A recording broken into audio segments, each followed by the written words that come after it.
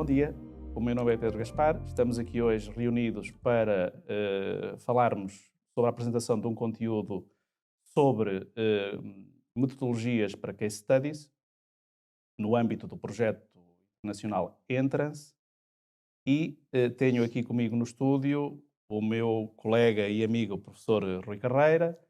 Temos também um conjunto de alunos da licenciatura em Ciências da Comunicação do Instituto Universitário da Maia. Muito obrigado. E temos um conjunto de alunos do curso superior profissional em Serviço Familiar e Comunitário do Instituto Politécnico da Maia, a quem agradeço também a presença. Regressando um pouco ao projeto Entrance, eu iria pedir ao professor Rui Carreira que nos pudesse fazer uma apresentação resumo das suas principais características, das suas linhas de orientação fundamentais e das suas principais dinâmicas. Bom dia, bem-vindos.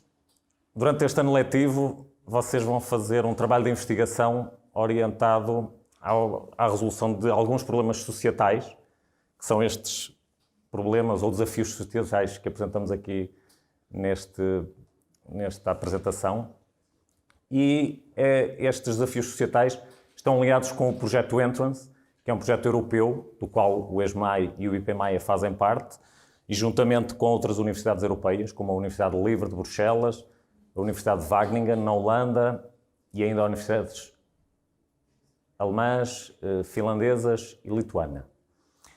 Este projeto Entrance, como o próprio nome diz, é um projeto que pretende envolver a comunidade académica, as instituições de ensino superior, orientadas à resolução de problemas da sociedade. Problemas baseados na comunidade, que partem da comunidade e que a comunidade coloca às instituições de ensino superior para ajudar a ultrapassar esses problemas. Dessa forma, o vosso trabalho de investigação durante este ano letivo vai ser recolher dados orientados a um problema específico, a um destes desafios societais que encontramos aqui, e depois procurar as causas da origem desse desafio societal e tentar encontrar formas de resolver, de ultrapassar esse desafio societal orientado às necessidades das organizações da sociedade civil que peçam a nossa ajuda. O objetivo último deste projeto de investigação europeu é abrir uma loja da ciência aqui nas nossas instalações. E o que é uma loja de ciência? Uma loja de ciência é ter as portas abertas à comunidade. É as organizações da sociedade civil poderem se dirigir junto de nós, junto dos docentes, junto dos responsáveis e pedir ajuda para ultrapassar determinados problemas que eles têm internamente e que não conseguem resolver, não têm competências internas para resolver. Então dirigem-se à loja de ciência e pedem ajuda dos docentes, dos alunos, do staff envolvido e que os possa ajudar. E, portanto, o objetivo do vosso trabalho é contribuir de alguma forma para que essas organizações da sociedade civil consigam ultrapassar os seus problemas e então, dessa forma, fecharmos este ciclo de as instituições de ensino superior conseguirem ajudar a comunidade, conseguirem contribuir ativamente para a comunidade baseado na investigação que fazemos cá dentro. Obrigado, professor Rui Carreira, pela sua apresentação e explicação do projeto. Iria passar a apresentar com um pouquinho mais de detalhe os nossos alunos. Portanto, temos aqui connosco a Catarina Oliveira, de Ciências da Comunicação, a Mariana Gouveia e o Diogo Dias, que nos irão abordar ou irão ter uma aproximação numa perspectiva mais científica, mais teorizante da metodologia para os case studies, sobretudo na identificação dos problemas societais, na abordagem aos problemas societais e no seu tratamento. Neste caso concreto, o problema que foi selecionado foi a solidão no envelhecimento e temos depois o outro conjunto de estudantes do curso superior profissional em Serviço Familiar e Comunitário do IPMAIA que, considerando a sua vertente mais profissionalizante, estão, neste momento, a aplicar instrumentos pré-validados, questionários, a um conjunto de população, a um conjunto de cidadãos com mais de 60 anos, e cujo tema é a identificação dos primeiros sinais, dos primeiros indicadores, dos preditores de fragilidade cognitiva. Eu iria começar pela Sara Pinheiro. Como disse, este curso tem uma formação prática em contexto de trabalho integrada, num período de 6 meses, no qual a Sara Pinheiro e os colegas já estão a frequentar, e é nesse âmbito que estão a fazer a aplicação dos instrumentos de medida e o estudo que estão a levar a cabo. Mas para termos isso, precisamos de uma organização que venha a despoltar o problema e que as venha a acolher e que venha a permitir que esse trabalho se possa fazer. No vosso caso, a instituição é a Santa Casa da Misericórdia do Porto, é um dos seus estabelecimentos da área da saúde, o Hospital da Perlada, e eu iria pedir portanto, à Sara se nos pode fazer uma pequena e breve caracterização da instituição que trabalha o fenómeno do envelhecimento, seguramente há mais de 500 anos. Ora bem, muito bom dia a todos. Agradeço desde já a possibilidade de nos ter dado de realizar o estágio no Hospital da Perlada, porque se não fosse o professor Pedro Gaspar, neste momento não estaríamos lá. Continuando. A Santa Casa da Misericórdia do Porto é uma instituição particular de solidariedade social. Foi fundada a 14 de março de 1499. Neste momento apresenta 520 anos de existência e atualmente atua em múltiplas valências, ou seja, desde a intervenção social, desde a saúde, desde projetos especiais, desde a cultura, entre muitas outras áreas. Tem como missão apoiar e oferecer soluções de prestação de serviços humanizados, possibilitando e fornecendo uma qualidade de vida em todas as faixas etárias.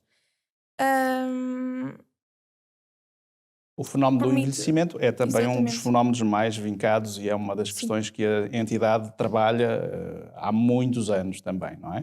Sim, e tem como objetivo proporcionar uma melhor qualidade de vida, principalmente na população sénior.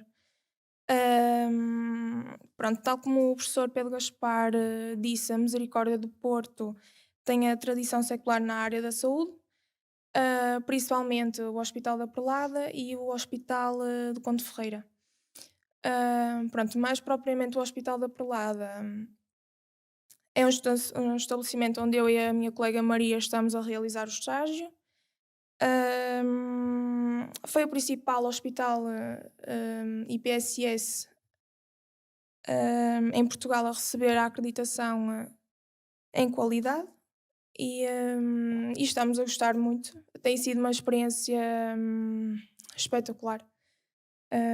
O que mais posso dizer? Tanto os profissionais como voluntários, como os seguranças também têm sido impecáveis e na forma como nos receberam lá é gratificante. Eu fico muito feliz dessa vossa estadia, que não por motivos de doença, mas a vossa estadia no Hospital da Perlada, dando o vosso contributo a este projeto, a esta causa social também. Muito bem, iria passar agora para a Catarina Oliveira e agora numa abordagem mais, aproximação mais científica e voltando ao vosso problema societal, que é a solidão no envelhecimento, eu iria perguntar como é que esse problema societal foi identificado e como é que vocês conseguiram validar a pertinência desse problema para efeitos de investigação. O tema do nosso trabalho mais especificamente é a solidão nos idosos vivida em zonas urbanas, que se enquadra, neste caso, dos case studies no desafio societal, saúde, alterações demográficas e bem-estar. Nós achamos pertinente abordar este tema, visto que a população de Portugal está cada vez mais envelhecida e é constituída maioritariamente por idosos. E foi a partir daí achamos interessante e pertinente abordar o tema, sendo que os nossos principais problemas aos quais temos tentado arranjar algumas respostas através de questionários e desta tal investigação são como é que os idosos lidam com a solidão, algumas razões do abandono, no caso em que alguns idosos são abandonados, e como é que os idosos lidam com estas duas realidades, ou seja, o que é que eles fazem, como é que eles passam o tempo, e algumas soluções para este tipo de situações da solidão. Obrigado, Catarina. Muito obrigado. Deve ser muito interessante poder trabalhar e poder contribuir em causas tão importantes Sim. na nossa sociedade. Vou agora passar para a nossa colega Fernanda Sousa. Regressando ao tema da fragilidade cognitiva, na problemática do envelhecimento, vocês, na aplicação dos questionários que têm levado a cabo, têm tido um conjunto de pessoas envolvidas neste processo, desde os orientadores, desde os supervisores e até os próprios respondentes, que são o nosso foco. Essas pessoas, esses respondentes aos vossos questionários, já vimos que são pessoas com idade superior a 60 anos, mas eu gostaria que nos explicasse um pouco mais que tipo de características, como é que vocês definem a população-alvo, como é que ela ficou fixada, como é que ela ficou definida. Ok, professor.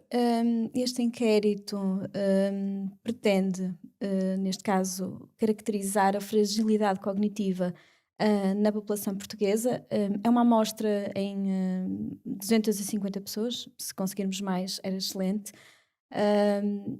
Para participar neste inquérito, a pessoa tem que ter 60 anos, 61 anos e um dia, já é suficiente. Não pode ter nenhum diagnóstico prévio de demência.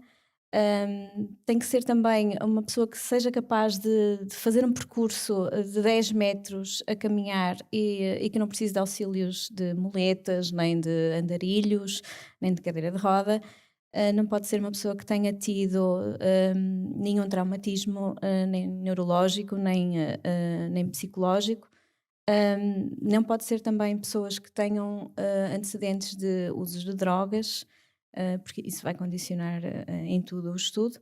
Tem que ser pessoas que tenham ainda bastante capacidade física, que a gente consiga avaliar e que não olhemos para eles e que consigamos dizer assim, ok, conseguimos ainda que faça o estudo e a intervenção. Muito bem, Fernanda. Falamos há pouco que, portanto, esse trabalho ou essas recolhas estão a ser feitas em contexto hospitalar. Sim. Por aquilo que fomos conversando, a fragilidade cognitiva é uma espécie de antecâmara da fragilidade mais acentuada e, portanto, o que se pretende, pelo que percebi no vosso estudo, é fazer uma identificação dos primeiros sinais. Sim. Eu iria perguntar se o trabalho é feito com os próprios doentes do hospital Não, ou como é que neste caso, como já estão doentes, já estão condicionados, já consideramos que já têm alguma fragilidade. Neste caso, não são casos de estudo.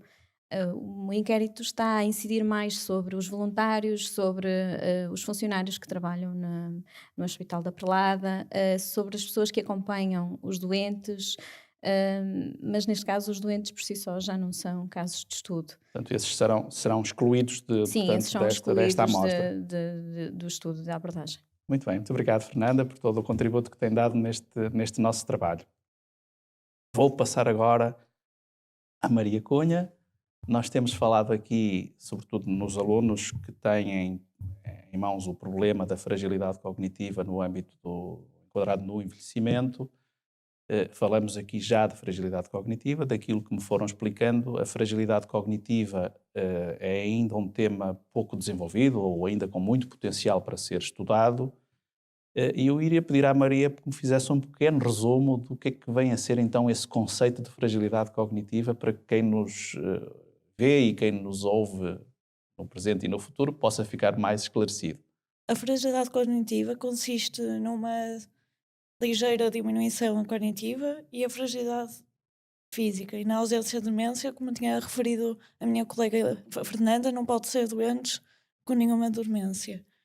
Já a degeneração cognitiva consiste numa progressiva diminuição das capacidades cognitivas que conduz à dependência e à diminuição da qualidade de vida. Por exemplo, nas tarefas diárias, como fazer compras, pagar as despesas, gerir dinheiro, pode ser complicado devido a ter uma fragilidade cognitiva estas pessoas devem ter alguém que as apoie e não que seja o oposto que pode acontecer. E que as oriente. Maria, Oriente. por acaso há uma questão curiosa que fomos conversando antes de virmos para aqui, que parece que pessoas, pelo menos foi essa a indicação que me deram do levantamento que têm feito, parece que pessoas fisicamente robustas têm mais possibilidade de serem cognitivamente mais robustas também. Não é? Há aí relação entre esses dois Sim, fatores? existe relação porque já fizeram estudos com base nisso e temos comparado nos nossos questionários que acontece isso, que as pessoas mais Robustas robustas fisicamente. têm uma melhor qualidade de vida, logo têm menor fragilidade cognitiva. Obrigado, Maria. Passava agora a Mariana Gouveia, voltando aqui a uma abordagem portanto, mais inicial do processo e focando agora no vosso problema societal, que é a solidão no envelhecimento. Portanto, foi despoltado o problema societal que vocês agarraram, foi validada a sua pertinência e, do ponto de vista científico, da abordagem científica, Mariana, qual foi a sequência do processo? Como é que vocês pegaram nisso? Que passos é que deram a seguir? Bom dia. Inicialmente nós começamos a fazer uma revisão de literatura através da análise de vários artigos que fossem úteis para responder à nossa questão da temática da solidão na terceira idade. Nós neste trabalho optamos pela entrevista como método de investigação qualitativo. A entrevista foi feita no Porto, no Marquês, porque é um sítio já conhecido por ser frequentado por estas pessoas desta geração, passam lá à tarde a jogar às cartas, a ler o jornal, a conviver. E por essa mesma razão a entrevista foi feita num tom informal, num tom de conversa, visto que estamos perante uma geração que passa grande parte do seu tempo sozinha e, portanto, sente muita necessidade de conversar. Então, nesse sentido, a entrevista foi feita em tom de conversa e, consoante íamos feito as entrevistas, íamos alterando conforme as nossas necessidades, as perguntas, também para adaptar ao nosso objetivo e responder às nossas questões. Muito bem, Mariana, muito obrigado.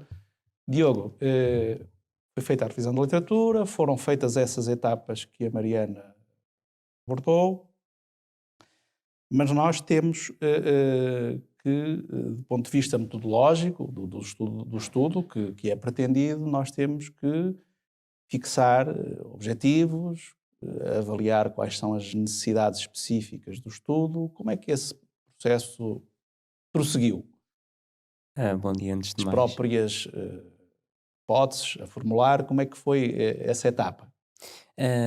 Através da revisão bibliográfica que nós fizemos na preparação para o nosso estudo de campo, nós definimos algumas questões de investigação para, no final, nós podermos ter essas próprias mesmas conclusões, entre as quais a nossa primeira era saber quais eram as origens da solidão do idoso, porquê do idoso se sentir sozinho, como é que os idosos lidam com esta realidade e o que fazem para a combater e o que leva os familiares a abandonarem os idosos, a não quererem saber deles, etc. Foram principalmente essas as questões de investigação que quisemos para a conclusão do nosso trabalho.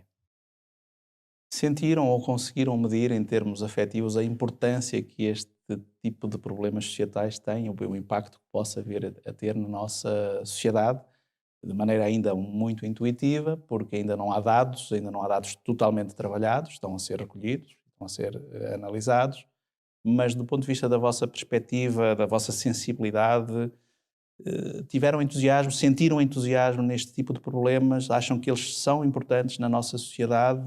Qual é a opinião de Diogo sobre isso, já agora? Na minha maneira de ver, eu acho que é super importante este tipo de estudos, porque apesar de ainda vivermos numa pirâmide social em que existem muitos idosos e também as condições económicas das famílias hoje em dia não permitem que haja uma estrutura social mais nova, eu acho que é super importante a existência deste tipo de estudos para que possamos fazer alguma coisa para evitar o abandono e a solidão dos idosos, porque é mesmo muito importante que este tipo de problemas Possam ser, terminem. no fundo, trabalhados. Exatamente. Muito bem, parabéns por terem agarrado estas temáticas tão nobres, tão importantes. Eu vou agora passar ao meu colega, professor Rui Carreira.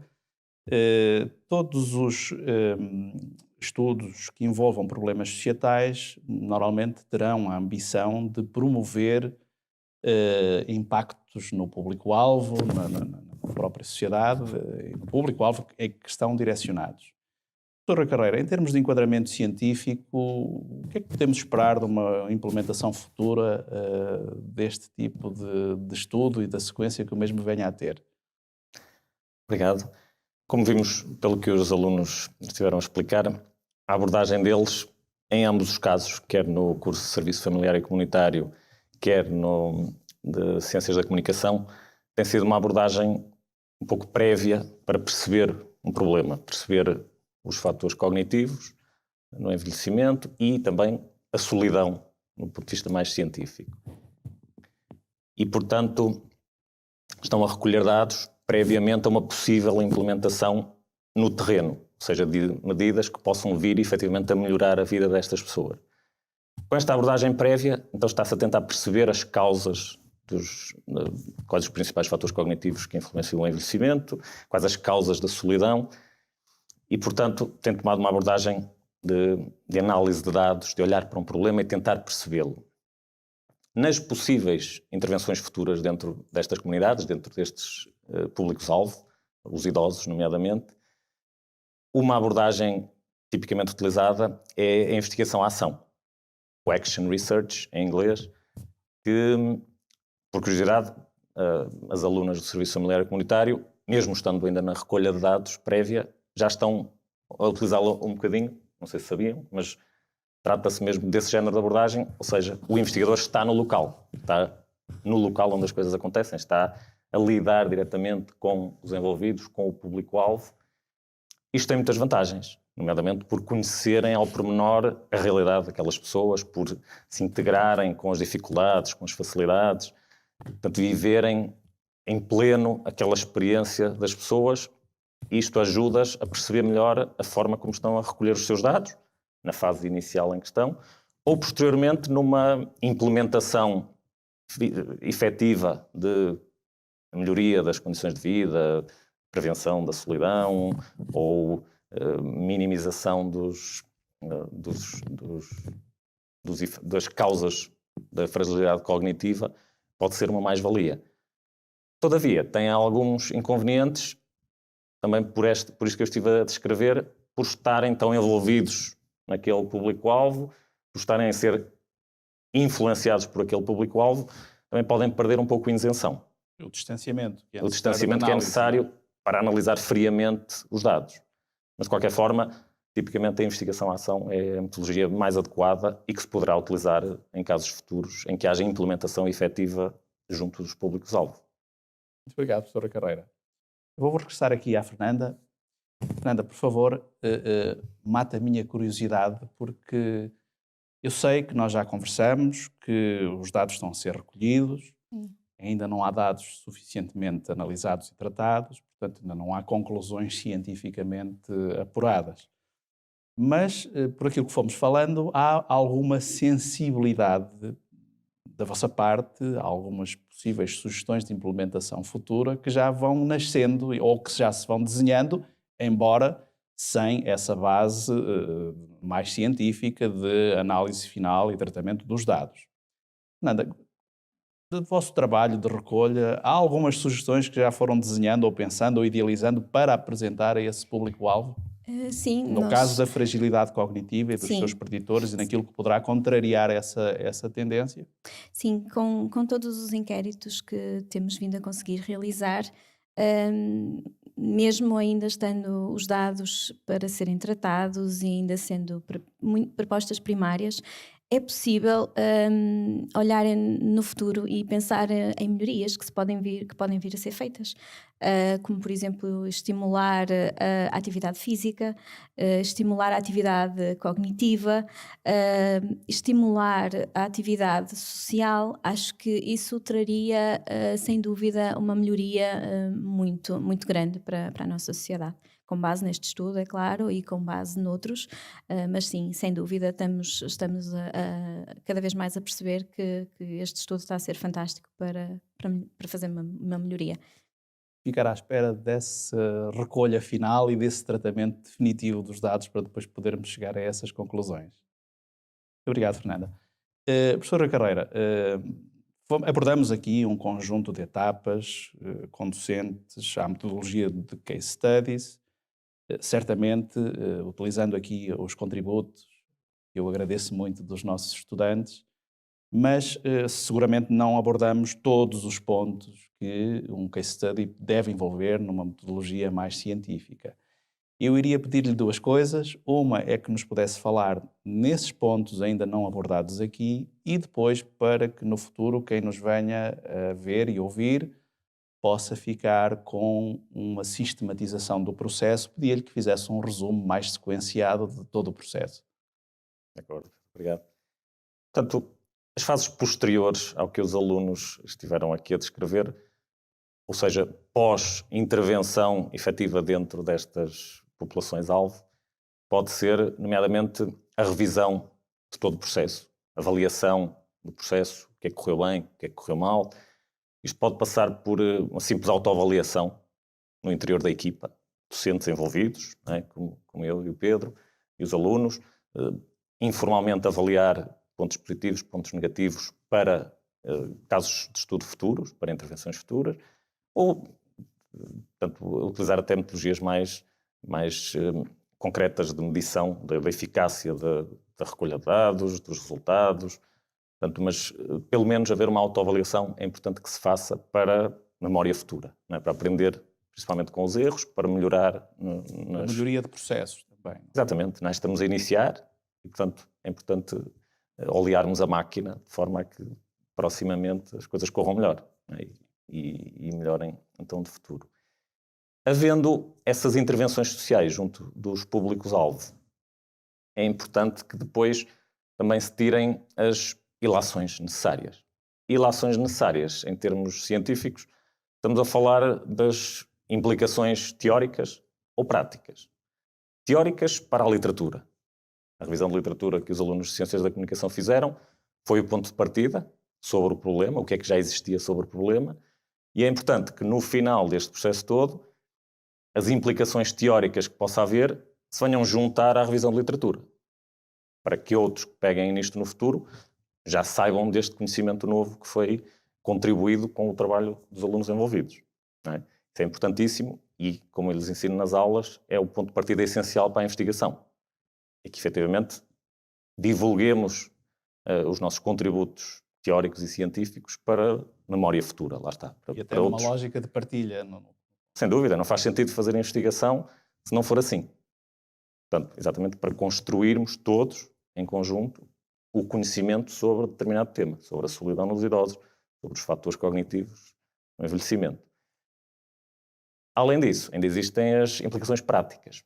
Implicações práticas diretamente aplicáveis às instituições. O Hospital da Perlada, os centros de dia, todas as organizações da sociedade civil que possam ter um interesse efetivo nesta temática podem implementar já medidas concretas de melhoria, portanto, através das implicações práticas que advenham dos trabalhos elaborados nestes casos de estudo.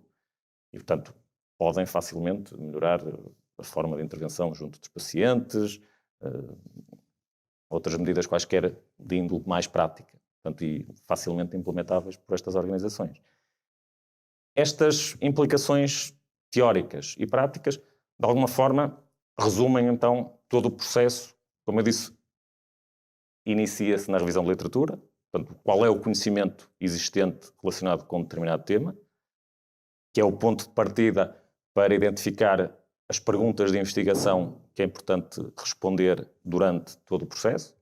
Perguntas de investigação ou seja, questões que ainda não têm resposta pré-definida, e então toda a recolha de dados que os alunos fazem durante o processo servem para obter respostas a essas questões de investigação, utilizando entrevistas, questionários, como os nossos alunos têm feito. No final, as contribuições teóricas e práticas devem dar resposta às questões de investigação colocadas no início. Portanto, fechamos o ciclo desta forma. Damos resposta às questões de investigação, acrescentamos nova informação à literatura existente. O processo vai recirculando. Exatamente. Melhorando, não é? Exatamente. Professora Carreira, muito obrigado. Fico imensamente feliz porque, no fundo, aquela crítica que tanto se faz que as organizações e as universidades têm muros entre elas, tentamos aqui hoje demonstrar que é muito importante o trabalho conjunto entre quem investiga e quem aplica depois no terreno, e também fico muito feliz por ver o entusiasmo dos nossos estudantes neste tipo de trabalho, e queria rematar dizendo que é também fundamental que estas investigações e que estes estudos, embora não sendo uma condição necessária na investigação científica, mas nestas áreas dos problemas societais, que estes estudos possam vir a ajudar, possam vir a ter verdadeiro impacto nas populações-alvo que estão aqui em causa. E pronto, para quem nos vê e quem nos ouve, resta agradecer, um agradecimento muito especial então aos estudantes que estão aqui hoje e ao meu colega e amigo, professor Rui Carreira, pelas explicações que nos deu aqui hoje sobre metodologia para case studies.